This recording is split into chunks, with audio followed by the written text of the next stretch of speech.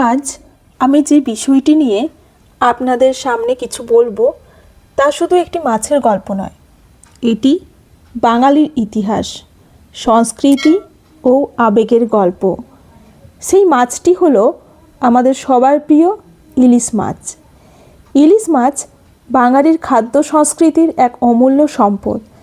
মাছে ভাতে বাঙালি, এই প্রবাদটি আমরা সবাই জানি। আর এই প্রবাদকে সবচেয়ে বেশি সম্মান দিয়েছে ইলিশ মাছ।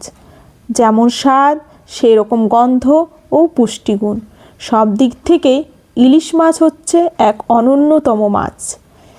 ইতিহাসের পাতায় চোখ রাখলে দেখা যায় প্রাচীনকাল থেকেই গঙ্গা, ব্রহ্মপুত্র, মেঘনা নদী অববাহিকায় ইলিশের রাজত্ব। নবাবের দরবার থেকে শুরু করে সাধারণ মানুষের রান্নাঘর, সব জায়গাতেই ইলিশের ছিল সম্মানের খাবার। বর্ষাকাল এলেই বাঙালির মনে প্রথম যে নামটি আসে তা হলো নতুন ইলিশ। ইলিশ শুধু খাবার নয়, এটি আমাদের সংস্কৃতির অংশ। পয়লা বৈশাখের পান্তা ভাতের সঙ্গে ইলিশ, অতিথি আপ্যায়নে ইলিশ ভাজা বা ইলিশ ভাপা, এইসব আমাদের সামাজিক জীবনের অবিচ্ছেদ্য অঙ্গ। কবিতা, গল্প, গান সব জায়গাতেই ইলিশের উপস্থিতি চোখে পড়ে। কিন্তু দুঃখের বিষয়, আজ এই ঐতিহ্যবাহী মাছ নানা সংকটের মুখে।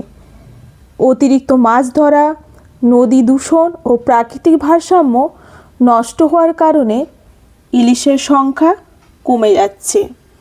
তাই সরকার ইলিশ সংরক্ষণের জন্য আইন করেছে, অভয়াশ্রম গড়ে তুলেছে।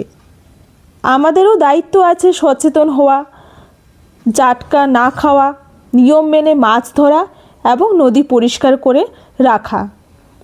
ইলিশ মাছের বিভিন্ন প্রজাতি আছে, যেমন পদ্মার ইলিশ স্বাদ ও গন্ধের জন্য সবচেয়ে বিখ্যাত। বাংলাদেশ ও পশ্চিমবঙ্গের পদ্মা নদীতে পাওয়া যায়। মেঘনার ইলিশ আকারে বড় ও খুব তেলতেলে। চাঁদপুর, মেঘনা অঞ্চলে ইলিশ খুব জনপ্রিয়। যমুনার ইলিশ স্বাদ ভালো, তবে পদ্মার তুলনায় একটু কম তেলতেলে। গঙ্গার ইলিশ পশ্চিমবঙ্গের নদী অঞ্চলে পাওয়া যায়।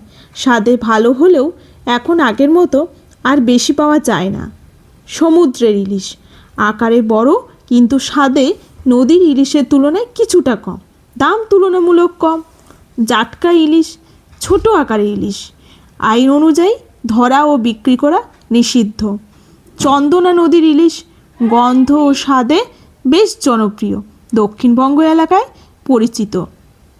পরিশেষে বলতে চাই, ইলিশ মাছ শুধু বাঙালির রসনার তৃপ্তি নয়, এটি বাঙালির পরিচয় ও গর্ব। এই ঐতিহ্যকে রক্ষা করা আমাদের সকলের নৈতিক দায়িত্ব। নমস্কার, সবাই ভালো থাকবেন।